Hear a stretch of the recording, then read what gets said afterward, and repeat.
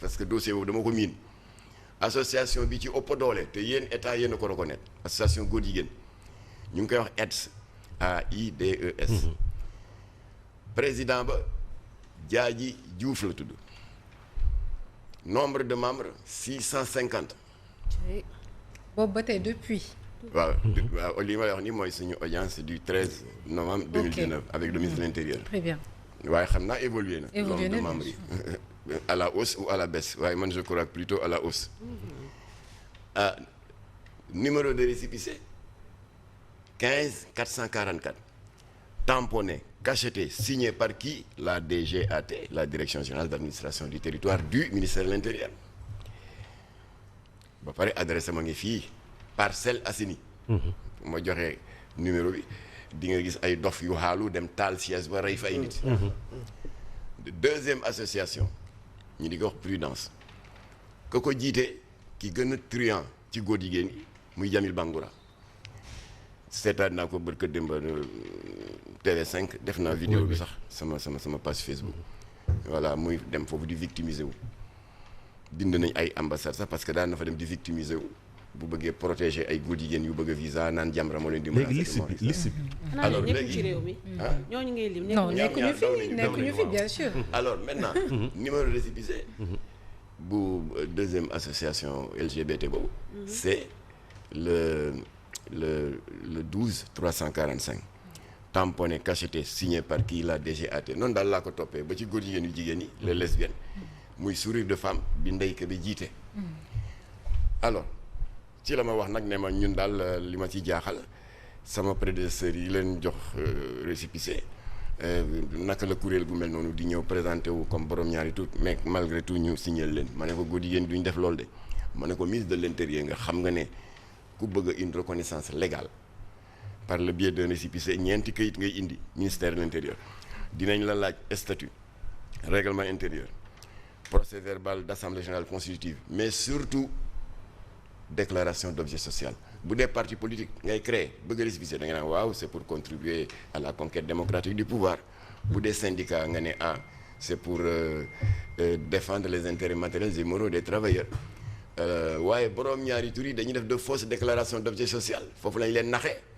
am na ñu naan waaw dañ ko créer suñu association pour dimbali les orphelins c'est faux dañu bëgg a jàppale les veuves les personnes du troisième âge c'est faux ils ont menti mais surtout nag li ñuy faral di wax naan waaw xam nga les malades du sida dañu am ñi am jafe-jafe pour acquérir des antirétroviraux ñu mën di leen jàppale foofu nag la alikal la Guinée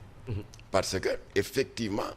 ce fléau fait des ravages dans les rangs de la communauté homosexuelle. Oui, justement et j'ai j'ai révélé au ministre ma ne ko li may wax xam naa ko ndax ba OMS bindee Ablaye Wade réunion ba dama ko fekke du ma PDS waaye je faisais partie des alliés ak ñoom Mbaye Jacques Diop et cetera am na réunion yoo xam ne Ablaye daf ñu si daan associé am na benn réunion bu mu ñu woo ñu daal di dem salle de banquet Ablaye était joyeux il a brandi une lettre daal ne gars yi gis nga de ñàkk jariñu loo liggéey rek gis ko lii day OMS moo ñu ko yónnee organisation mondiale de la santé mooy ñiy saytu mbirum wér-gu-yaram te banqaasoo ca Nations Unies Ablaye liiral ñu ko OMS ne Sénégal daal gàcce ngaalaam ñun gis nañu ne ce fléau de la pandémie du sida ravage yi muy def en Afrique centrale c'est terrible am na ay taux de prévalence de 15% 20% diggante Rwanda Burundi Centrafrique mais yéen Sénégal c'est quoi votre secret comment vous avez fait ba 1% sax amu leen ko vous avez exactement 0,9% léegi dégg naa wàccaat na ba 0,7 c'est quoi votre secret Abdoulaye ne ko y a pas de secret yàlla daf ñu baaxal une société sénégalaise boo xam ne li ko wër mooy des pôles religieux très forts ñoo uuf njaboot gi di leen xiirtal à travers seeni xutba màggal yi gàmmu yi y a beaucoup d'événements religieux di guider nit ñi vers des niveaux de sécurité morale très forte ce qui fait que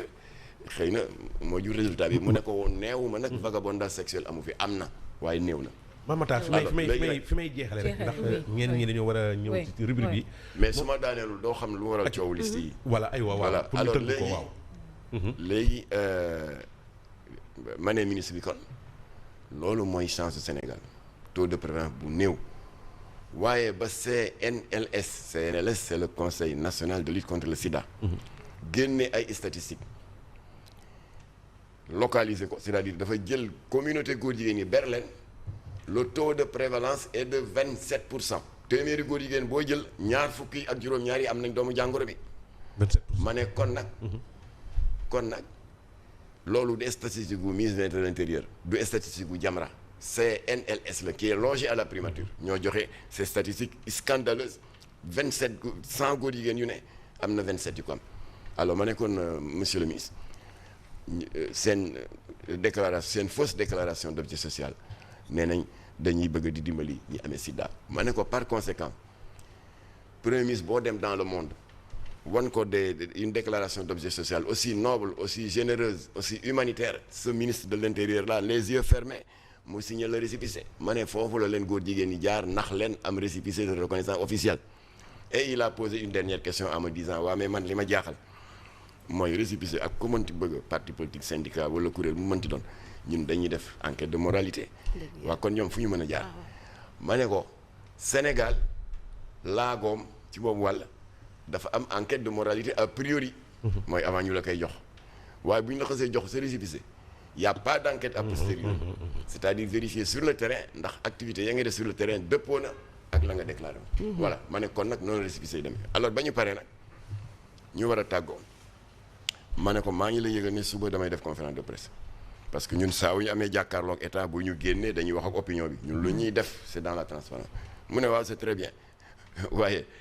ca ngoon nga le ministère a fait une course contre la montre pour jëkk a wax Jamra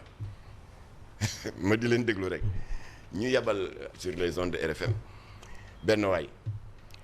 Alaaji Assane Gueye journalu 16h30 daal di ko jox kàddu il s'est présenté nee na mu ngi tudd Ahmed Fadel Kane nee na c'est le directeur de liberté publique waaw ba ministre bi recevoir Makhtar Gueye ak délégation ci bureau doon ñëw di naxaru ay récépissé yu Jamra wax ne dañ ko jox ay borom ñaari tur te loolu dafa safaanoo ak sartu réew mi léegi maa ngi yëgal askan wi ne que jot nañu ndigal pour ubbi ab l'enquête pour xam ku leen ko jox ak lu tax mu jox leen ko noonu la affaire u liste yi nekkee ci loxo état ma jox leen tout des centaines de góor jigéen et de lesbiennes répartis dans 16 associations reconnues par l'état kon nag ñi may laaj liste bi liste baa ngi ministère de l'intérieur kon nag l'actuel ministre de l'intérieur Mouhamadou Bamba Ndiaye maa ngi lay wax fii sur les antennes de la Sen TV que Jamra ngi sa disposition pour que sa prédécesseur Aly Ngouille Ndiaye fa mu toll woon ak ñun ci liggéey boobule nga wooñu ñu ñëw eggali xëy na sax ñu dolli la leneen parce que y a eu des développements parce que lii du affaire u caaxaan c'est lobby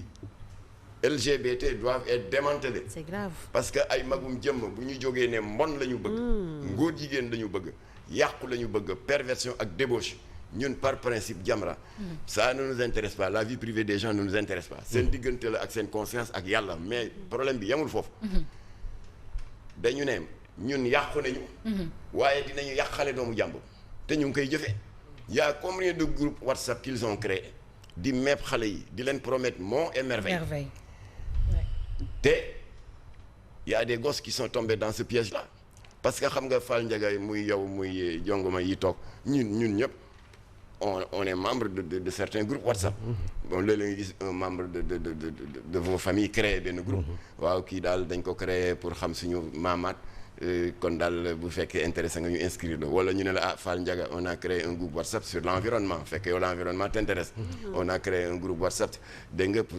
waxtaanee jaaru Seydi Hadji Malick Sy Amadou Bamba et cetera boo d'accord administrateur bi ajouté la noonu lay demee bu ko defee yow boo duggee ci sa page WhatsApp ngay défiler say contact nga daal di gis turu groupe bi nga dugga commenter di poster ay vidéo et cetera noonu lay demee mais góor jigéen ñi duñ la tàggu dañuy cibler ay xale di leen topp ci Instagram parce que si ëpp dafa c'est des pédophiles xool tranche d'âge bi gën a néew ay 16 ans 17 ans 18 ans ba xemmem la ajouter la sans ton consentement xale bi day jékki-jékki rek parce que Père Robert boo xoolee ay xale yi nga xam ni bokk nañu ci réseau bi ñim ci jàpp 7 ans la à 13 ans beneen bi moom mooy démb ca Saly jàpp nañu ci problème mu Kër Massar. benn waay buy bu yoo ci turu Ibrahima Mazib Seck. Ibrahima Mazib Seck bi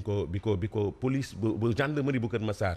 wéyalee enquête bi ba ji localiser ko ci seeni xarañte dañoo woo gendarme brigade recherche bu Saly ñu localiser ko wax leen fa mu nekk. ñu jàpp ko yóbbu ko. li ñuy wane rek moom mooy enquête baa ngi wéy parce que ñoo ngi wax ni problème histoire Kër Massar ak góor jigéen yi ñu ciy tudd Pape Cheikh Diallo di ci tudd Djibi Dramé Doudou Lamine tey ñu ciy tudd Ibrahima Mazib mu doon koo xam ni ku ñëpp xam la. léegi nag lañ cey xam ñoom ñëpp ñu yor jàngoro bi nga xam ni moom mooy jàngoro sida bi di ko wàlle ci tayeef weesu na ñu xool ko ci wàllum góor jigéen yemale ko maa ngi koy wax samay chronique yu baree bari mbir mi li may wax ni. kenn ku nekk war ngaa saytuwaat sa bopp. gis nga surtout doxaankat yi nekk ci réew mi. war nañoo def CV seen wàllum doxaan xool jigéen yi jaar seen loxo. ndax amuñu benn relation ak góor jigéen yooyu. parce que dafa am góor jigéen ak bisexuel. góor jigéen góor lay tëddal mais bisexuel day tëdd ak góor. di nekk ak jigéen est-ce que ñoom yoruñu woon jàngoro boobu. tëdd ak góor jigéen mu wàllu leen ko ñoom it ñu wàllu ko ay jigéen ñooñu dellu ci seen i far. wala dool ci seeni maraan dem wàllu mu nekk chaîne mu doon seen moo tax ñu war a dépister wu ji kenn ku nekk war ngaa xool CV sa wàllum doxaan xool ñi nga génnal ndax amuñu kenn koo xam ne am na relation ak ñële boo xoolee ñi nga doxaan rek di nga xam ñan ñoo am relation fee ak relation fii Mamatar xam naa dinañu dikkaat parce que rubrique yaa ngi fi incha allah liste bi mi ngi ministère waaw bu ko joxee ndigal rek mu diviser ko loolu ndigal rek la ñuy xaar voilà jeex na léegi nag li ma bëgg a alerter parents yi parce que def communication te doo joxe information yuy jariñ parents yi ça ne sert à rien mooy da leen naxanteeg seen i doom di xool de temps en temps seen téléphone sans xuloo sans vexation boo leen ubbee seen WhatsApp maa ngi joxe encore une fois n'en déplaise au bàjjunu góor jigéen yi nga xam ne ñu ngi may yàq lu ne ci li ma joxee turu groupe WhatsApp bi bari na ay groupe WhatsApp mais bi gën a rëy qui a été créé par des homosexuels nigériens c'est un groupe WhatsApp continental international la ñu di ko wax Grendi Gay Dating da ngeen ko noté Grendi Gay Dating GRINDY plus loin gay góor jigéen GAY Dating DATING mooy groupe WhatsApp bi gën a dangereux ndax bu lay copte du la tàggu kon day leen di waxtaan ak seeni doom léeg-léeg boo leen xoolee seen téléphone gis si loolu nee leen xale bi na désabonné te supprimer ko parce que ils sont dangereux et pernicieux ñoo am xel ñoo koy gérer alors xale bi jékki comme ni ma la ko waxee kenn tàggu ko mu doon défiler son fil d'actualité WhatsApp rek gis benn groupe kii Grendi Gay Dating daal di ne waaw mais lii lan la xam nga rek c'est normal parce que groupe boo xam ne joxoo si sa accord waroo fa ne warul affiché wu waaye mu gis ne ka affiché mu daal di cliquer dugg soo cliquer immédiatement administrateur bi intercepté la